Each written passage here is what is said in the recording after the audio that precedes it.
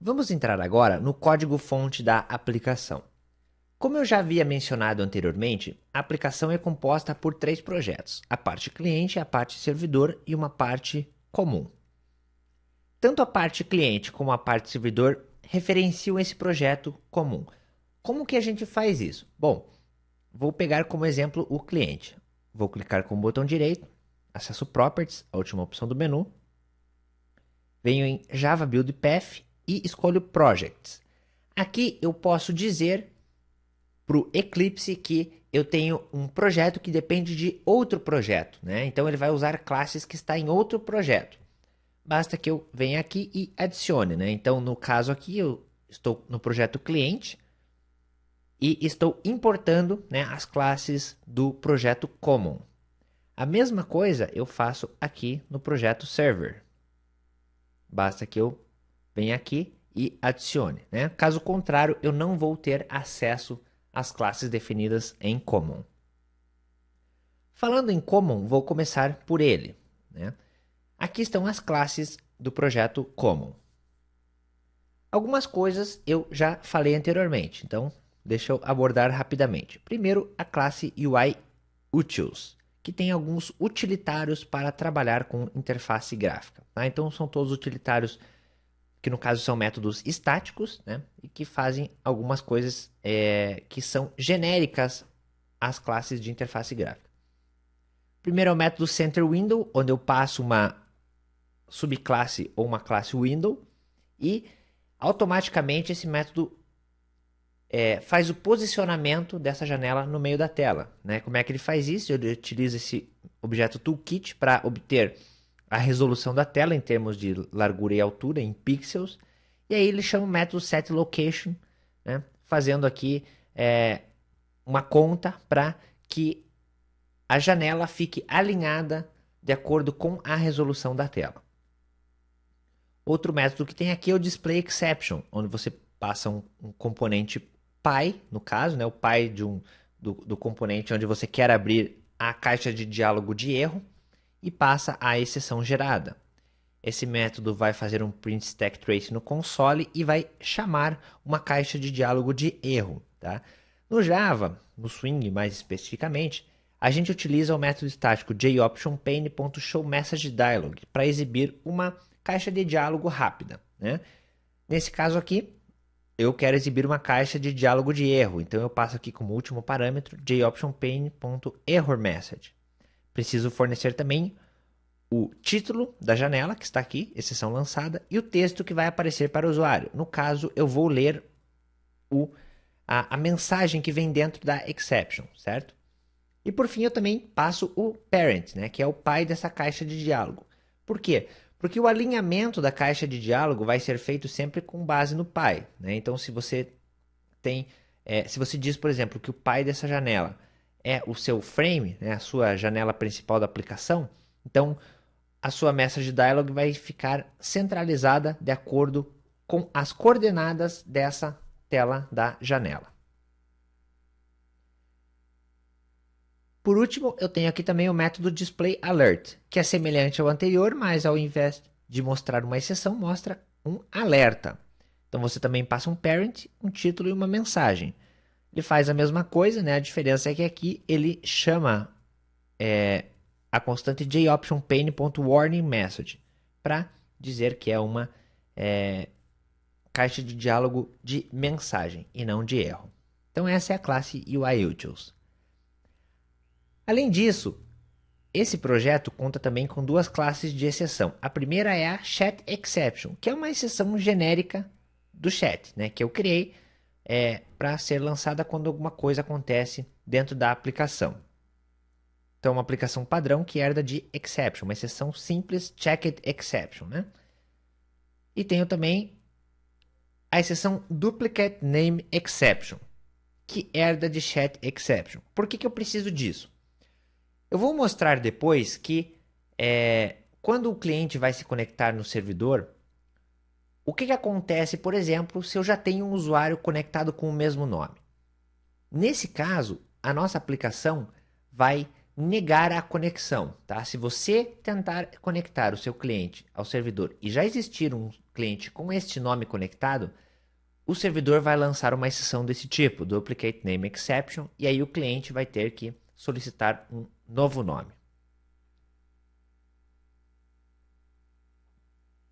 Tenho também a classe Client Info, que você já conhece, né? Ela é a classe que agrupa as informações de um cliente. Na verdade, ela tem apenas os atributos name, que é o nome do cliente, e um objeto, uma variável, né? Client Callback, que é aquele tipo que me permite que o servidor se comunique novamente com o cliente depois, quando precisar enviar uma mensagem ou avisar que está terminando, né? Então veja que tem aqui um construtor que copia os valores do parâmetro para os atributos. Tem métodos get e set, tá? O método toString, ele retorna sempre o nome, tá? Apenas o nome do cliente. E aqui é implementado também o método hashcode e equals. Se você olhar essa implementação de hashcode e equals, vai ver que ela considera que objetos iguais são objetos que têm o nome igual, tá? Por que a gente precisa implementar o hashcode e o equals? Porque esse client info será adicionado em um conjunto do tipo set, né? Lembre-se que o set não permite elementos repetidos. Portanto, você precisa dizer ao Java o que são elementos iguais para que ele saiba se você está querendo inserir um elemento que já existe ou não. Você faz isso através da implementação dos métodos hashcode e equals. E um detalhe importante, veja que essa classe implementa serializable. Aí você vai me perguntar, é obrigatório fazer isso? Sim, é obrigatório. Por quê? Porque objetos client info vão trafegar pela rede. Lembre-se que o cliente, quando chama o connect, por exemplo, ele passa uma referência de um client info. Esse connect vai ser chamado lá no lado do servidor. Então, esse objeto client info tem que trafegar pela rede até chegar ao servidor. Você só consegue fazer trafegar pela rede objetos de classes que implementam a interface serializable, ok? Essa interface, né, basta que você declare que implementa ela. Ela não tem nenhum método, ela é chamada de interface de marcação, né? Você está apenas marcando esta classe como sendo uma classe serializável. Você não precisa implementar nenhum método por conta dessa implementação da interface. O que sobrou aqui agora é, na verdade, a interface Server Operations e Client Callback, que você já viu anteriormente. Vamos só rever então.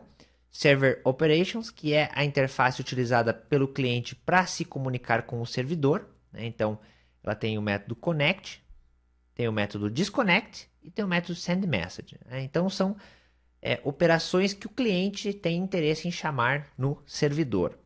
Veja que tem aqui também uma constante server object name, que é o nome sobre o qual o objeto de Server Operations em PL vai estar registrado dentro do RMI Registry, ok? Então, tanto o cliente quanto o servidor tem que ter acesso a essa informação para poder, o servidor para poder adicionar o objeto no RMI Registry e o cliente para poder ler esse objeto de lá. E por último, a interface Client Callback, que é a interface utilizada pelo servidor para se comunicar com o cliente, né? O caminho de volta, então com os métodos onIncomingMessage e onServerShutdown. Essas classes formam então a parte common, que é justamente a parte comum entre cliente e servidor. Vamos ver agora o código relacionado à parte do servidor, tá? Então, a classe da interface gráfica é a classe chatServer. Vamos dar uma olhada mais atenta a ela. Primeiro detalhe que você percebe é que ela estende JFrame, portanto, pode ser uma janela na sua aplicação, ok? E ela implementa duas interfaces, Action Listener, para eventos de clique no botão, e Window Listener. O que é Window Listener? São eventos de janela. Já vou explicar por que a gente precisa disso aqui. Bom, então eu tenho aqui alguns atributos, né, representando os componentes, que no caso são os botões de iniciar e parar, e a barra de status. Existe também uma referência a um Server Handler. Lembre-se que o Server Handler é a classe que é utilizada para implementar a lógica realmente do servidor, né? É quem vai fazer a conexão e desconexão. O chat server é a classe responsável apenas pelo gerenciamento da interface gráfica. Então a gente não mistura as coisas para não ficar tudo junto, né? E até dificultar depois a manutenção. É interessante que a gente separe as responsabilidades entre as classes. Então aqui no construtor de chat server, né? Ele inicializa toda a janela. Veja aqui a chamada da classe UIUtils, né? Para fazer a centralização da janela. E aí é adicionado aqui o painel, né, o painel de botões, e também é adicionado na parte de baixo da tela a barra de status. Gostaria de destacar apenas a utilização dessa borda, né, através do método setBorder, passando no borderFactory.create lowered bevel border. Quando você chama o método setBorder em um componente, você coloca uma borda no componente. Só que para você colocar uma borda no componente, você tem que definir que borda é essa, né? Para você criar uma borda, você utiliza a classe BorderFactory. Ela tem diversos métodos estáticos que você chama e cria objetos do tipo border. Um dos tipos de borda que tem lá é o Create Lowered Level Border, Bevel Border, que na verdade, um método que cria uma borda do tipo Bevel Border, Lowered Bevel Border. Essa borda ela dá a sensação de profundidade. Tá? Então, quando você observar o texto dentro da barra de status, você vai ter a impressão que ele está afundado dentro da tela. Certo? Então, é um efeito bem interessante para você utilizar quando for utilizar barras de status na sua aplicação. Tá? Veja aqui a criação então do objeto Server Handler, né? E aí a implementação aqui do Action Performed, que vai justamente fazer a checagem dos eventos. Então, por exemplo, se o usuário clicou no botão iniciar, né, esse if aqui vai ser executado. Se ele clicou no botão parar, aí é esse if aqui que vai ser executado, ok? Bom, na hora de conectar, então veja que a parte dos botões, né, é mudada. Né? De que forma? Através da habilitação ou não de cada botão. Quando você conecta, então você desabilita o botão de conectar e habilita o de desconectar. E quando você desconecta, você faz o contrário. Você habilita o botão de conectar e desabilita o de desconectar. Tá? Veja que aqui não tem muita lógica. Por quê? Porque você está delegando para esse objeto handler tanto o start quanto o stop server. Então é lá dentro que está a lógica de inicialização. Vamos ver essa classe daqui a pouco. Outro detalhe importante é que você lembra, né, que nós implementamos a interface Window Listener. Quando você implementa a interface Window Listener, você tem que implementar alguns métodos, que são esses daqui. Na verdade, tem vários. Window Closing, Window Opened, Window Closed, Window Iconified, Window Deiconified, Window Activated e Window Deactivated. Para que serve tudo isso? São eventos de janela. Tá? Você tem que registrar um listener para trabalhar com isso. Então, funciona da mesma forma como os botões. Veja que aqui no construtor, em um determinado momento, eu registrei na janela um Window Listener. Aqui está. Tá? Então, é do Window Listener passando this. Né? Então, eu passo um listener, que é um objeto que implementa essa interface. E aí o Java vai chamar os métodos quando acontecerem eventos de janela. Por exemplo, toda vez que você tentar fechar a janela, um pouco antes da janela ser fechada, o Java vai chamar o método Window Closing. Quando a janela foi fechada definitivamente, ele vai chamar o Window Closed. Quando a janela foi aberta, ele vai chamar o Window Opened. E assim por diante. Né? E por que você está interessado em eventos desse tipo? Ora, se você fechar a janela do servidor, e quando eu digo fechar a janela, eu estou dizendo você ir naquele xizinho do canto da janela e clicar no fechar. Né? O que é interessante que você faça? É interessante que você desconecte o servidor. Eu mostrei no exemplo que quando nós fechamos a janela do servidor, automaticamente os clientes são notificados. Por quê? Porque quando você fecha a janela do servidor, esse método window closing é chamado. E como ele é chamado, então a gente invoca o método stop server lá nesse objeto server handler, né, que vai fazer a parada do servidor e a notificação para os clientes a respeito desse evento que acabou de ocorrer. Tá? Então é por isso que a gente utiliza o window listener. Sempre que você estiver interessado em receber eventos a respeito da janela, você pode utilizar esse listener. Vamos ver então o server handler. O server handler é quem tem a lógica de funcionamento do servidor, tá? Primeiro detalhe, veja que ele utiliza um logger do log4j. Vou falar depois a respeito do log4j dentro deste projeto, tá? Então veja aqui algumas constantes, como por exemplo, o arquivo de configuração utilizado, serverconfig.txt, tá? Então aí você já começa a ver que nós estaremos trabalhando com o arquivo de configuração no servidor também, além do cliente, né? Uma propriedade de porta dentro desse arquivo de configuração e uma porta padrão, caso nenhuma porta seja definida dentro desse arquivo. Tá? Aí eu tenho aqui o registry, né, o rm registry, tenho as propriedades lidas do arquivo de configuração e tenho também aqui uma flag que controla se o servidor está ligado ou desligado, ok?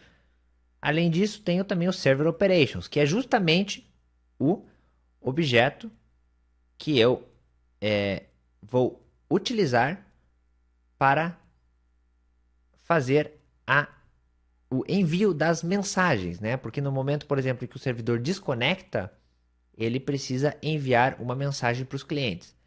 Essas mensagens, né, esse método sendMessage, para enviar a mensagem, ele pode ser acessado pelo Server Operations em PL, tá? Bom, então aqui está o construtor, né? Veja que o construtor carrega os dados do arquivo de configuração. Certo, mas e se o arquivo não existir? Não tem problema. Se o arquivo não existir, observe o que acontece. Automaticamente será definida a propriedade da porta com o valor da porta padrão, que é a porta 1909, tá? Então isso significa que você não precisa ter o arquivo de configuração cadastrado. Se você não tiver, vai ser utilizada a porta padrão. Agora, se você não quer a porta padrão, basta que você crie um arquivo chamado serverconfig.txt e defina lá uma port igual a um valor. Se você fizer isso, esta porta será utilizada e não mais a porta padrão. Na sequência, ele inicia o rm registry passando essa porta, né? Esse método getServerPort, se a gente for dar uma olhada nele, né, ele apenas extrai essa propriedade da porta de dentro do properties, né, e faz algumas validações. Por exemplo, verifica se a porta não está nula, verifica se a porta pode ser convertida para um número inteiro e também verifica se a porta é maior ou igual a 1 e menor ou igual a 65.635, que é o número máximo de porta que você pode ter. Tá? Caso tudo isso seja válido, então a porta é retornada na forma de um inteiro. Então esse método ele tem essa responsabilidade de ler a porta como uma string, fazer todas as validações necessárias e retorná-la como um inteiro. Se der algum problema, é lançada uma exceção do tipo chatException. Aí agora temos o método startServer e stopServer. O startServer instancia um server operations, que é o objeto que será acessado remotamente, e faz um bind desse objeto lá no registry. Veja que o nome desse objeto na verdade, uma constante, né? Que é uma constante que eu já mencionei anteriormente. É por essa constante depois que o cliente vai procurar o objeto também.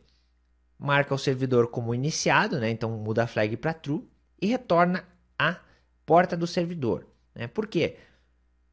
Porque o método startServer, a assinatura dele diz o seguinte, que depois de chamado, o retorno dele é a porta onde o servidor está executando.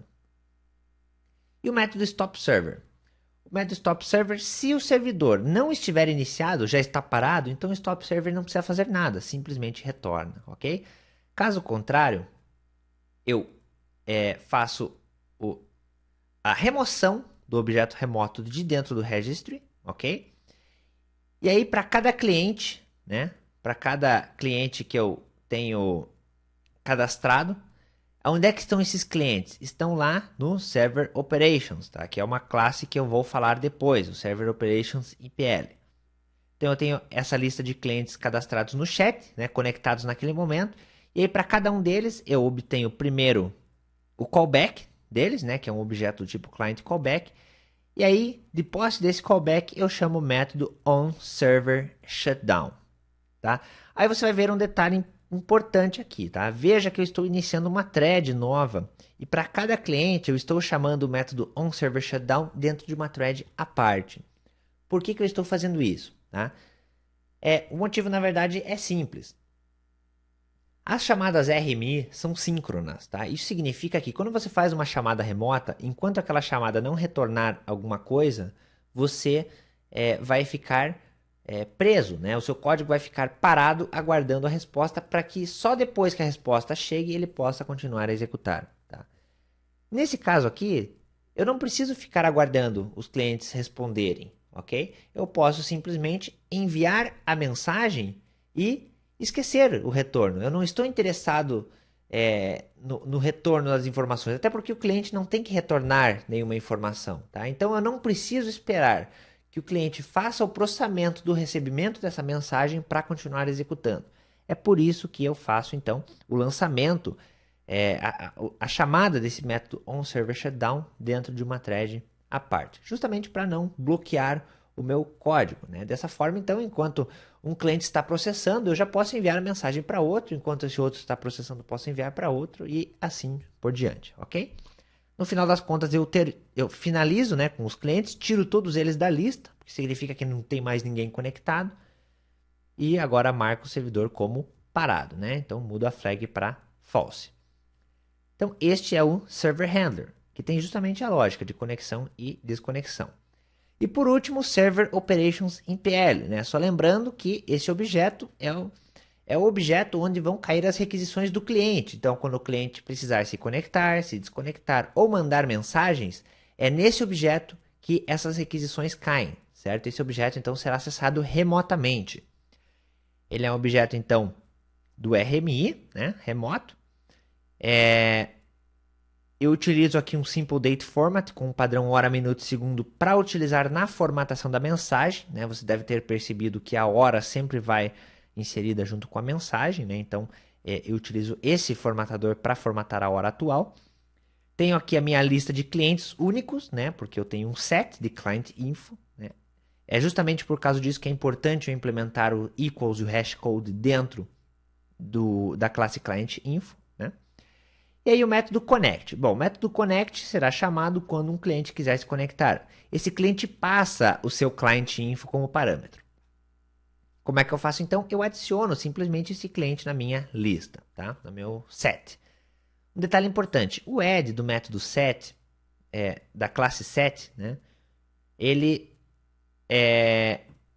retorna um booleano indicando se o elemento foi inserido ou não, né?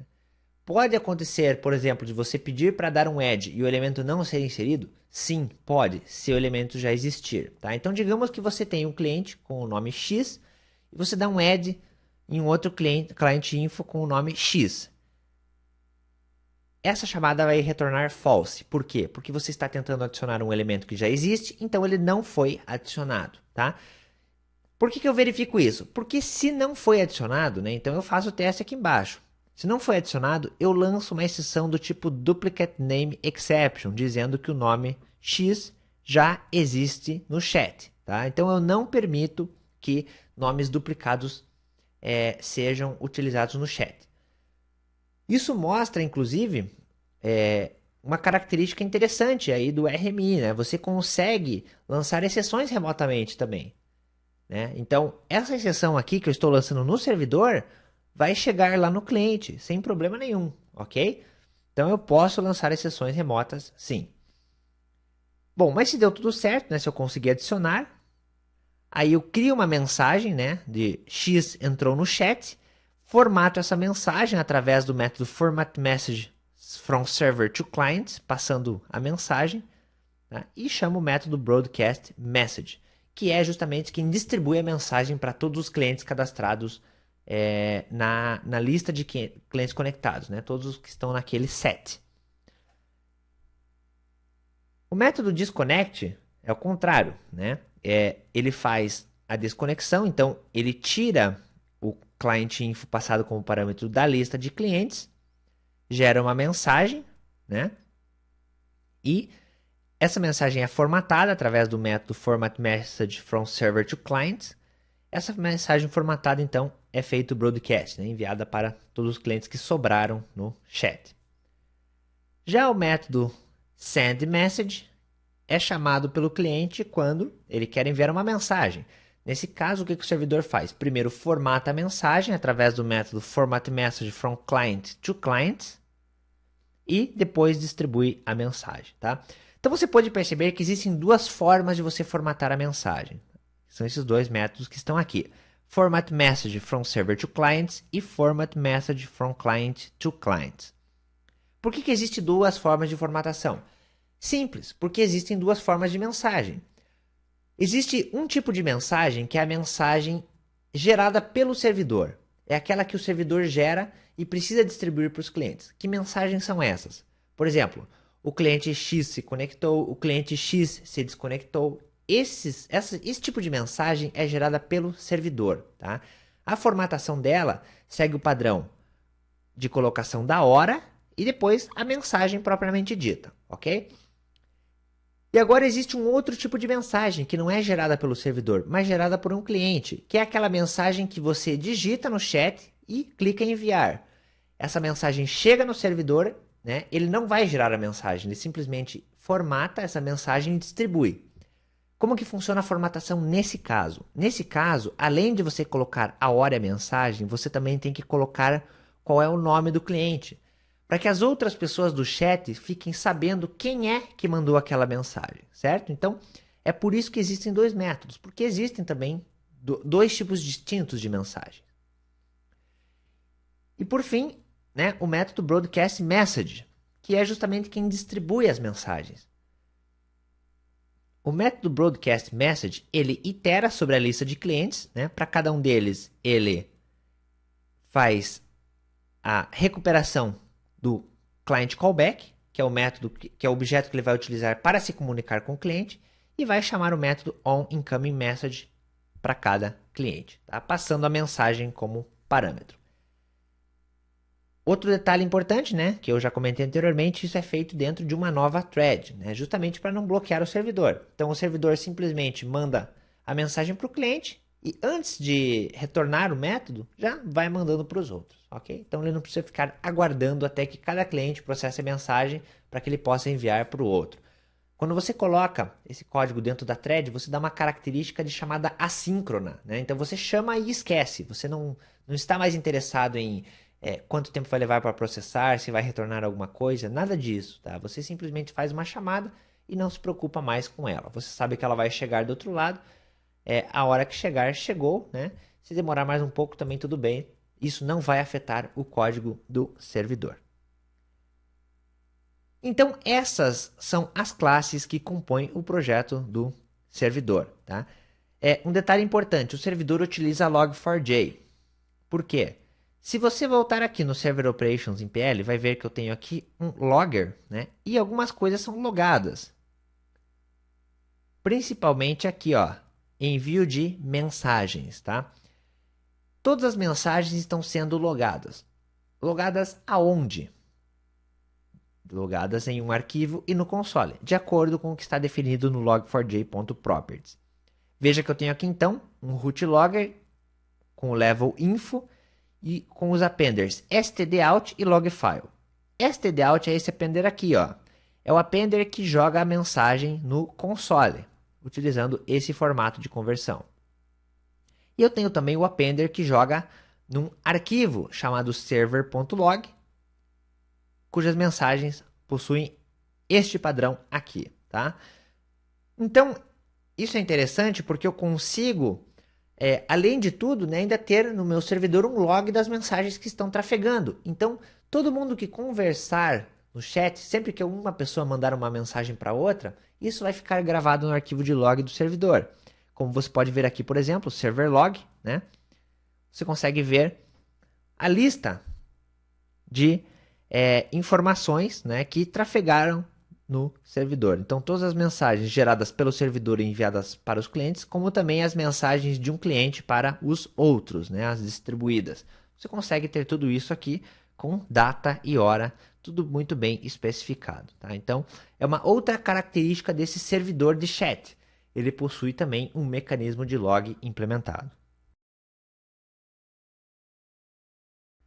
A última parte que vamos ver é o código agora do cliente. Né? Então, você pode ver aqui as 5 classes que compõem o projeto do cliente do chat. Né? Vamos começar a ver algumas delas. Vamos começar com a classe que gerencia o arquivo de configuração, Client Config File. Esta classe ela tem diversas constantes, né, que representam as propriedades do arquivo de configuração e também os valores padrão para servidor e porta. Né? Esse arquivo de configuração, as duas únicas informações que ele armazena é o servidor e a porta. Tá? Então aqui, ó, server e port. O nome do arquivo é clientconfig.txt. As informações lidas são colocadas dentro de um properties. Tá? Veja que tudo aqui é estático. Tá? Então, tanto os métodos como os atributos são estáticos. Então, eu tenho aqui um bloco static que faz a inicialização do arquivo, né? Que faz a leitura do arquivo para dentro do properties. Né? Então, eu crio aqui a instância do properties, crio um file do arquivo de configuração e aí vejo se o arquivo existe. Se o arquivo existir, eu simplesmente populo as informações cadastradas lá no arquivo para dentro do properties. Agora, caso o arquivo não exista, eu defino uma porta e um servidor padrão. Tá? Então, aqui de novo, eu não preciso ter o arquivo criado. Tá? Eu não preciso que ele exista para que eu execute a minha aplicação. Se o arquivo não existir, o servidor padrão e a porta padrão serão utilizados, tá? Que são, no caso, localhost para o servidor e porta 1909. Essa classe possui métodos estáticos para setar o servidor, setar uma porta, obter o valor do servidor e obter o valor da porta. Tudo muito simples, lendo e escrevendo dentro do objeto properties. E por último, eu tenho aqui o método save. É esse método que permite armazenar o que está no properties no arquivo, né, para que eu possa atualizar o arquivo. Então, eu utilizo aqui o método store, passando uma file output string, né? Então vai sobrescrever o arquivo de configurações que já existia, caso ele existisse anteriormente, e vai gravar as novas informações dentro do dentro do properties para dentro do arquivo. Veja que esse save então pode ser chamado para salvar esses dados novos dentro do arquivo. Além dessa classe aqui, uma outra classe que eu gostaria de mostrar também é a classe config_dialog. O config_dialog é a janela do editar configurações. É justamente a janela que popula esses dados de configuração, né, dentro do arquivo. Então ela tem aqui as caixas de texto, né, e os botões. Quando você constrói a caixa de diálogo, né, você define aqui já algumas propriedades, né? Um detalhe importante, veja que config_dialog herda de JDialog e não de JFrame. Qual que é a diferença? Um JDialog ele pode ser feito modal. Tá? O que é um dialog modal? É um dialog que fica sempre em primeiro plano. Enquanto o usuário não tomar uma ação, né, que feche aquela janela, aquela janela não vai sair da frente dele. Ele não vai conseguir fazer mais nada na aplicação enquanto ele não finalizar aquela janela com a qual ele está trabalhando. Tá? Então, é por isso que eu utilizo aqui um dialog. Porque é interessante para telas de configuração, né, que se o usuário está configurando naquele momento os dados, ele não deve fazer outra coisa na aplicação. Ele deve ficar só configurando os dados. Né? Então, é por isso que essa classe herda de JDialog. É aqui que eu defino a característica modal do dialog, né? Através do método setModal para true. Outra coisa que eu utilizo aqui, tá, é o grid bag layout no painel. Tá? Por quê? Porque o Grid Bag Layout permite utilizar um layout de grade, mas onde as células têm tamanhos diferentes, tá? Então eu tenho um controle muito maior. O Grid Bag Layout é muito utilizado em formulários, tá? Então, para você criar formulários, deixar os campos alinhados, é muito comum você utilizar o Grid Bag Layout. Então, aqui você vai adicionando, né, todas as informações, as caixas de texto, as labels e assim por diante no painel, né? E no final, a gente cria um painel para os botões e adiciona os botões OK e Cancel. No método ActionPerformed, né, ele será chamado sempre que você clicar no botão OK ou no botão Cancelar. Se você clicar, por exemplo, no botão Cancelar, né, vou mostrar, está aqui embaixo, eu simplesmente dou um Dispose na janela. Isto é, fecho a janela, elimino ela e não preciso mais trabalhar com ela. Agora, se eu clico em OK, aí eu preciso gravar no arquivo de configuração tudo o que eu editei na minha tela. Então, como é que eu faço isso? Bom, eu obtenho lá primeiro o nome do servidor, né? Aí eu tenho que fazer algumas validações. Por exemplo, o usuário digitou alguma coisa no servidor? Então, se ele não digitou nada, eu vou mostrar uma mensagem de alerta para ele numa caixa de diálogo dizendo que ele não forneceu um nome de servidor. No caso da porta, é um pouco mais complexo, porque eu também tenho que verificar se ela foi digitada ou não, mas também tenho que checar se ela é um número inteiro válido e se ela é um número que está no intervalo válido entre 1 e 65.635. Fora desse intervalo, não é também uma porta válida.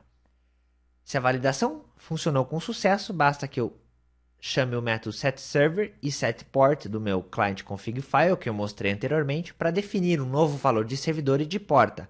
E aí, por fim, eu chamo o método save, que é justamente quem vai gravar essas novas informações no arquivo. É por isso que da próxima vez que eu abrir a minha aplicação de cliente, os dados serão lidos do arquivo, então estarão atualizados, estarão de acordo com a última gravação feita pelo usuário, tá? Então você sempre mantém os dados que o usuário digitou na execução anterior da aplicação. Fica tudo gravado, o usuário não precisa editar novamente depois. Então essas são as duas classes que lidam com o arquivo de configuração. Aí eu tenho aqui o Chat Client, que é o cliente do chat. O cliente do chat, ele tem uma referência a um Server Invoker, que é justamente aquela classe que executa a lógica, né, implementa a lógica de funcionamento do envio da chamada remota. Né? Então, é esse Server Invoker que é responsável por chamar o objeto remoto do servidor para fazer conexão, desconexão e envio de mensagens, né? Aqui não muda nada, né? É a inicialização padrão de uma janela, então com todos os parâmetros dela. Aí aqui eu crio alguns painéis, né? O primeiro painel de cima que tem o nome, né? Com a caixa de texto de nome e os botões conectar e desconectar. Um detalhe importante aqui só, né? Na caixa de nome, veja que eu estou adicionando um Add Action Listener. Aí você vai me perguntar, bom, Add Action Listener eu não adiciono, não chamo apenas em botões, né? Estou chamando aqui numa caixa de texto por quê?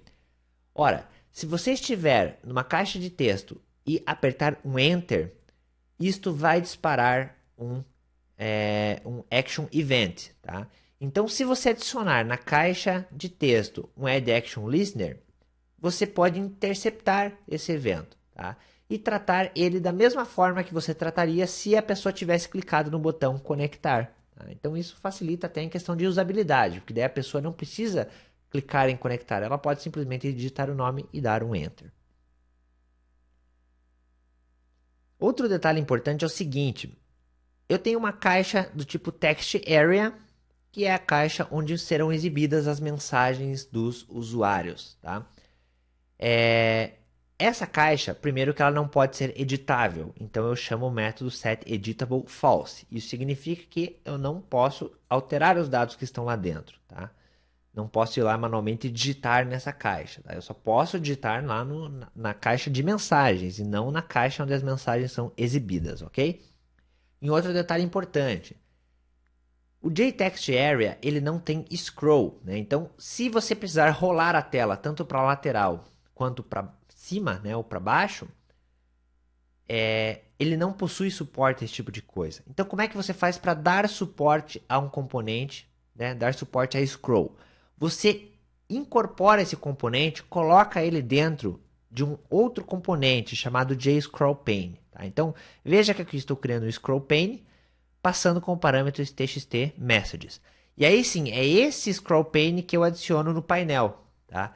Por quê? Porque agora, se precisar de barras de rolagem horizontal ou vertical, elas vão aparecer no momento devido. Tá? Se você não fizer isto, adicionar diretamente o txt messages no painel, sem encapsulá-lo em um JScrollPane, você não vai ter as barras de rolagem que você precisa. Tá? Então aqui tem um painel inferior também, que você tem uma label de mensagem, uma caixa de texto para você digitar a mensagem. Veja que aqui também estou adicionando um Add Action Listener, né? Para justamente fazer o tratamento do evento do Enter, como se fosse a mesma coisa que o usuário, se o usuário tivesse clicado no botão enviar, né? E aí aqui o botão enviar também. Aqui embaixo, né, por último, eu crio o menu. Né? Então, o menu, eu tenho uma barra de menu editar. Dentro desse menu editar, eu tenho a opção configurações, né? E eu simplesmente adiciono esse item lá dentro. E também adiciono nesse menu de configurações um Action Listener, para também fazer o tratamento de evento caso o usuário clique nessa opção de configurações. Outra coisa importante que eu tenho aqui é o método setConnected, tá? Que muda a aparência da tela dependendo se o cliente está conectado ou desconectado. Por exemplo, se um cliente está conectado, então você não deve mais ter acesso à edição da caixa do nome do cliente, ao botão de conectar também deve estar desabilitado, o botão de desconexão deve estar habilitado e assim por diante. Né? No caso de desconexão, aí você habilita o botão de conexão, desabilita o botão de desconexão, né? E faz todas as outras operações. Deixa a interface no estado correto, dependendo se o cliente está conectado ou desconectado naquele momento. Tá? Então é um método bastante útil que a gente chama inicialmente, né, quando a janela é criada, a gente define que o seu cliente não está conectado, e assim que o cliente conecta, é definido como setConnected para true, né, para que o estado da janela mude para refletir esse status de conexão. O método ActionPerformed é quem faz o tratamento dos eventos. Então, se o usuário clicou no botão Connect ou deu um Enter na caixa de texto de nome, e é por isso que eu adicionei um Action Listener lá na caixa de texto, né? Então significa que eu tenho que conectar. Um detalhe importante, eu tenho que verificar se o nome digitado é válido, né? Então a única validação que eu faço é para ver se alguma coisa foi digitada e não nada ou só espaços em branco, né? String vazia.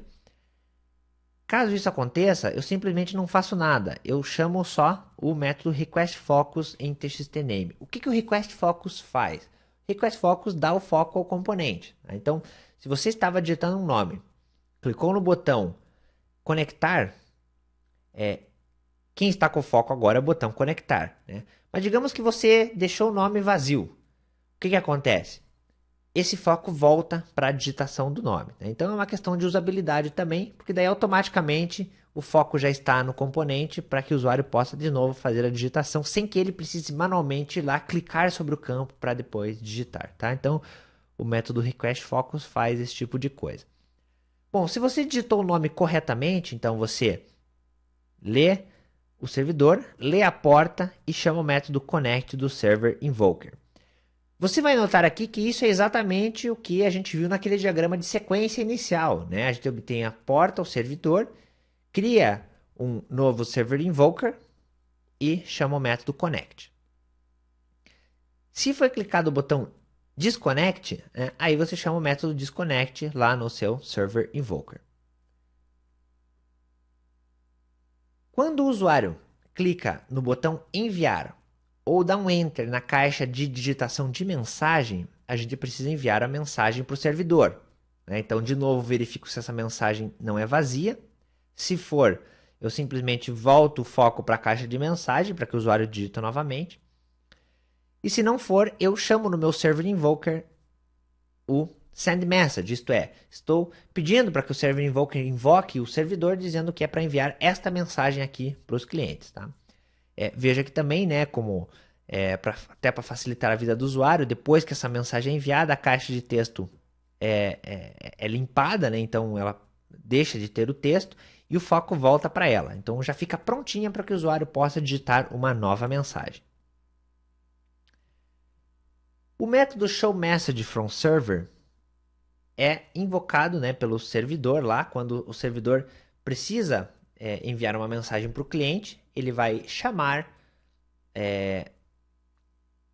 aquela interface, né, de callback, e quando essa chamada de callback cair no cliente, no final das contas, quem vai ser chamado será este método aqui, né, que é o método que faz simplesmente um append no final da caixa de texto lá das mensagens, da text area, faz um append da mensagem com uma quebra de linha no final. Então, só para exibir na tela o que foi recebido do servidor. O Handle Server Shutdown é a mesma coisa, né? Então, quando o servidor está prestes a terminar, ele chama aquele objeto de callback de cada cliente, indicando que ele está terminando. Essa chamada, no final, vai cair aqui, né? E quando ela chegar aqui, é exibido um alerta, né? Que você viu no exemplo na hora da execução do código, dizendo que o servidor está fora do ar, né? E assim que você der um OK, o setConnectedFalse vai ser chamado, indicando que terminou a conexão, então vai voltar àquele estado inicial da janela, que é o mesmo quando você abre a sua aplicação. E por fim, os métodos que eu devo implementar, porque essa interface também, essa classe, na verdade, implementa a interface Window Listener. Então eu tenho esse monte de métodos para implementar aqui. Na verdade, o único que me interessa é o Window Closing, né? Os motivos já expliquei anteriormente, né? Esse Window Closing é chamado quando a janela está prestes a ser terminada, prestes a ser fechada, né? Quando o cliente clica, por exemplo, no X da janela para fechá-la, é interessante que o servidor seja avisado de que o cliente está se desconectando, né? Então, é isso que é feito aqui. Dentro do Server Invoker é chamado o método disconnect, ok? E por fim, né, na verdade tem mais dois métodos, duas classes, né? A primeira é o Server Invoker, que na verdade você já sabe, né, o que ela faz. Então, quando você cria o Server Invoker, né, ele já cria uma lookup URL, cria um método de callback para esse cliente, tá? Esse callback aqui é o que será enviado para o servidor depois, né? E um detalhe extremamente importante, tá? Quando você envia para o servidor o objeto client info, né, vai dentro desse objeto o nome e o callback. Eu não posso simplesmente criar um objeto de callback, né, um client callback em PL, e colocar esse objeto dentro do client info e mandar, né? Por quê? Lembre-se que o servidor pode estar, né, num outro computador, porque aqui eu estou trabalhando com RMI, com chamadas remotas, tá? Então, se eu estou enviando, fazendo uma chamada num outro computador, tá? Que no caso é o servidor, vai chegar um momento que o servidor vai ter que se comunicar com o cliente, que estará em outro computador também, tá?